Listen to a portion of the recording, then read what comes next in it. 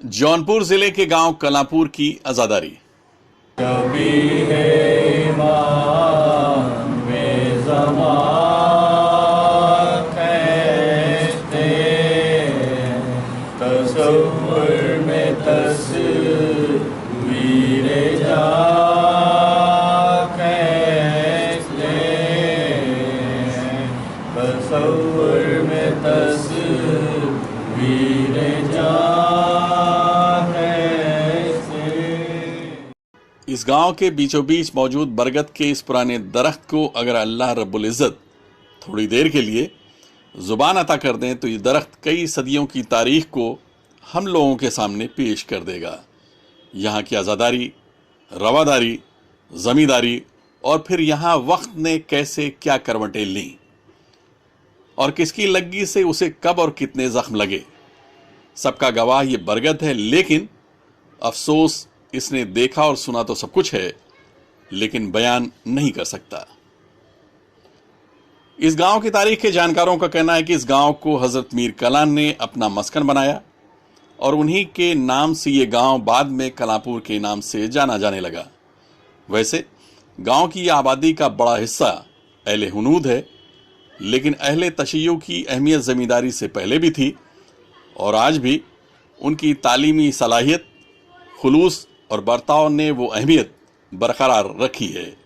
काफ़ी दिनों इन लोगों का क़याम मुल्तान में रहा और मुल्तान से फिर वो जौनपुर आए और जौनपुर में इन्होंने क़याम किया तो ये कलापुर पहुँचे और कलापुर को आबाद किया इन्होंने। कलापुर में आबादी इन्हीं के ख़ानदान वाले यहाँ के ऊपर आबाद हुए और फिर उसके बाद आबादी और लोगों को उन्होंने आबाद किया और इन्होंने यहाँ के ऊपर अज़ादारी शुरू की। उन्हीं की औलादें हैं जो आज यहाँ के ऊपर माशाल्लाह से बहुत से इमाम बाड़े बने हुए हैं और बड़े इन्हमाक से लोग अज़ादारी करते हैं। सब लोग बहुत दूर दूर रहते हैं, लेकिन मुहर्रम में ज़्यादातर लोग इकट्ठा हो जाते हैं और अज़ादारी करना शुरू करते हैं।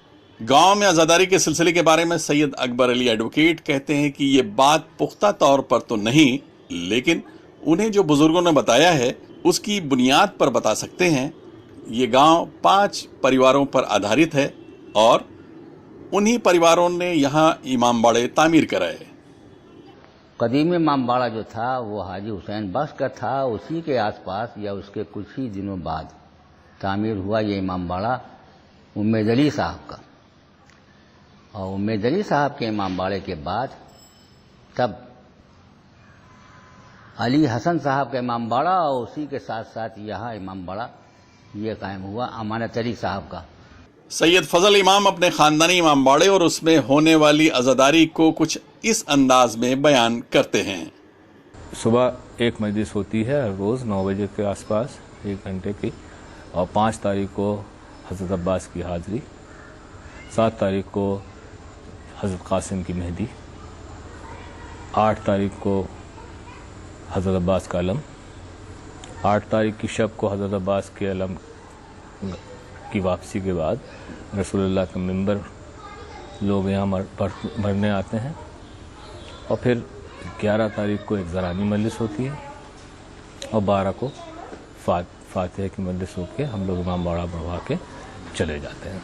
बरगद के पेड़ के सामने कई इमाम बाड़े हैं, जिसमें सैयद बाकर हसनैन साहब का इमाम बाड़ा भी है। इस इमाम बाड़े की सबसे बड़ी खासियत ये है कि मुहर्रम के 12 दिनों की होने वाली मजलिसों में दिन की सबसे पहली मजलिस इसी इमाम बाड़े में होती है, यानी मजलिसों की शुरुआत यहीं से होती है। तो मजलिसों का सिलसिला रहता है और यहाँ पे गांव में सबकी मजलिसें होती हैं और सबके टाइमिंग्स फिक्स हैं। तो यहाँ की हमारी जो मजलिस है इस इमाम बाड़े की, वो अर्ली इन द मॉर्निंग होती है, यानी दिन के जो है वो सबसे पहली मजलिस। ये इमाम बाड़ा जो अब पूरी तरह से नए अंदाज का बनाया गया है, इसे इमाम बाड़ा सिराज हुसैन के नाम से जाना जाता है। कलापुर में इस इमाम बाड़े का शुमार कदीमी इमाम बाड़ों के तौर पर किया जाता है। मुहर्रम के अलावा भी इस इमाम बाड़े में कई बड़ी मजलिसें मुनक्किद की जाती हैं। इंजीनियर मोहम्मद नकी बताते हैं कि दरअसल गांव की अज़ादारी को फ़रोग़ देने में अंजुमन फ़रोग़ अज़ा का बहुत बड़ा रोल है। अंजुमन का पूरा ये रोल है गांव की सफाई गांव जुलूसों की पाबंदी, वक्त की पाबंदी, मजलिसों में लड़के पहुंचे उसके लिए उनको तबलीग की जाती है कि भाई आप मजलिस से फर्श अज़ा पर बैठें, मजलिस सुने। और हमारी कलापुर की भी हिस्ट्री बहुत पुरानी है। ये इमामबाड़ा राहत मंजिल में है, जिसे इंजीनियर साहब के इमामबाड़े के नाम से जाना जाता है। बरगद के ठीक सामने यहाँ से 8वीं का अलम निकलता है। इसके अलावा मुहर्रम की लगातार 12 दिन मजलिसें होती हैं। ये सिलसिला 2 महीने 8 दिन तक चलता रहता है। मुहर्रम को हमारे ख्याल से जो बड़ा आलम निकलता है इस इमामबाड़े से वो ख़ास है। उसके बाद तो पूरे मुहर्रम में हम लोग जैसे 24 मुहर्रम को ताबूत उठाते हैं, जनाब ज़ैनुल आबिदीन शाम का ये एक बड़ा प्रोग्राम होता है, 2-3 अंजुमनें आती हैं। तो प्रोग्राम तो पूरे मुहर्रम भर चलता ही रहता है। यहाँ पर हमारे इमामबाड़े में मेन प्रोग्राम जो होता है वो 8 के आलम का होता है, जो 8 को आलम जो निकलता है 8 को। कलापुर के कदीम तरीन इमामबाड़ों में इस इमामबाड़े का जिक्र भी किया जाता है। इसे अबरार हुसैन उर्फ भग्गू मियाँ के इमामबाड़े के नाम से पुकारा जाता है। मुहर्रम के अलावा भी इस इमामबाड़े में आज़ादारी का सिलसिला जारी रहता है। हमारे सामने से गुजरे हैं, जिनसे भी हम लोगों ने पूछा है, तो उनका कहना यही है कि ये यहाँ पे जो मजलिसें होती हैं और ये इमामबाड़ा शुरू से लोग देखते आ रहे हैं कि यहाँ पे कंटिन्यू मजलिसें हो रही हैं। तो इस इमामबाड़े में 2 हाज़री की मजलिस होती है, एक 4 मुहर्रम को होती है और एक 8 मुहर्रम को होती है।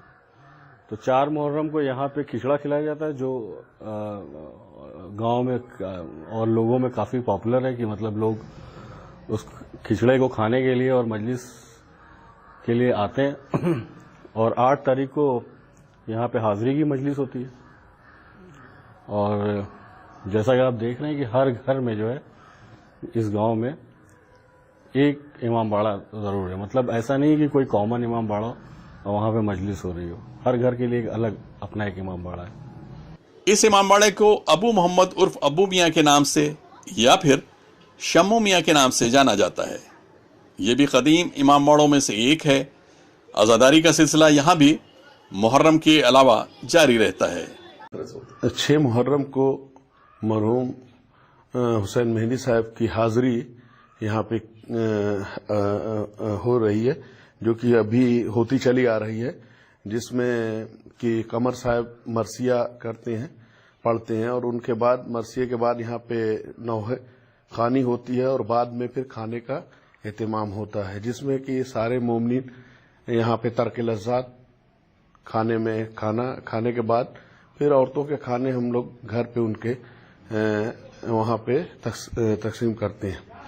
और इसके ऐसे ही सिलसिले फिर और 10 दिन तक मजलिसें कंटिन्यू रहती हैं सुबह और शाम। इस इमामबाड़े को सरकारी इमामबाड़े के नाम से जाना जाता है। यहाँ कलापुर की सबसे पुरानी तुरबत रखी हुई है।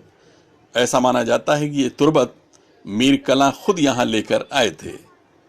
इस तुरबत को आज भी उसी अंदाज में रखा गया है। सन 1904 में इसे मरहूम जाफर हसन साहब ने बनाया था, जो पुराने अंदाज में बना हुआ था।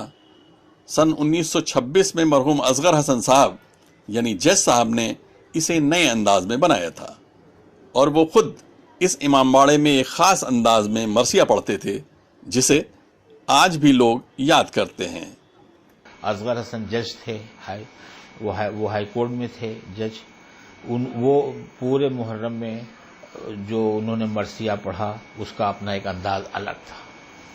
तो हर आदमी के अपने अलग अंदाज थे, लेकिन कलापुर में मरसिया पढ़ने वालों की न तो कभी कमी हुई न है। थोड़ा सा दूर की जाती है, फिर इस साल की कमियां अगले साल दूर की जाती है।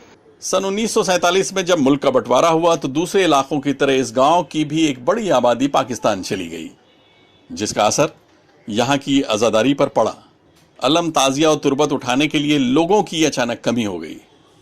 लेकिन आज़ादी के 70 इलाकों की तरह इस गांव की भी एक बड़ी आबादी पाकिस्तान चली गई, जिसका असर यहाँ की आज़ादारी पर पड़ा। अलम, ताजिया और तुरबत उठाने के लिए लोगों की अचानक कमी हो गई। लेकिन आज़ादी के 70 साल के बाद अब यहाँ की आज़ादारी फिर उसी उरूज पर पहुँच गई है जैसे आज़ादी के पहले हुआ करती थी। लड़के रह ही नहीं गए थे कि तुरबत और ताजिया कंधे पर रखें, तो हम लोग औरतें का दिल चाहता था कि जाके उठा के ले जाएं। सारे यूथ जो थे सब पाकिस्तान चले गए थे। मुश्किल से 12-14 लड़के रहते थे, वो भी छोटे छोटे जो जा नहीं पाए थे। प्री पार्टीशन और पोस्ट पार्टीशन, लेकिन ये अल्लाह का करम है और शायद मौला का सदका है कि इस गांव की आज़ादारी पर किसी चीज का कोई भी एडवर्स इफेक्ट नहीं पड़ा, बल्कि यूं कहा जाए कि आज़ादारी अपनी एक एक कदम करके आगे बढ़ती रही। और माशाअल्लाह जैसे हो रही थी, सुनते आ रहे हैं कि कुछ उससे बेहतर या कुछ उससे कम या कुछ वैसा ही आज़ादारी माशाअल्लाह यहाँ हो रही है।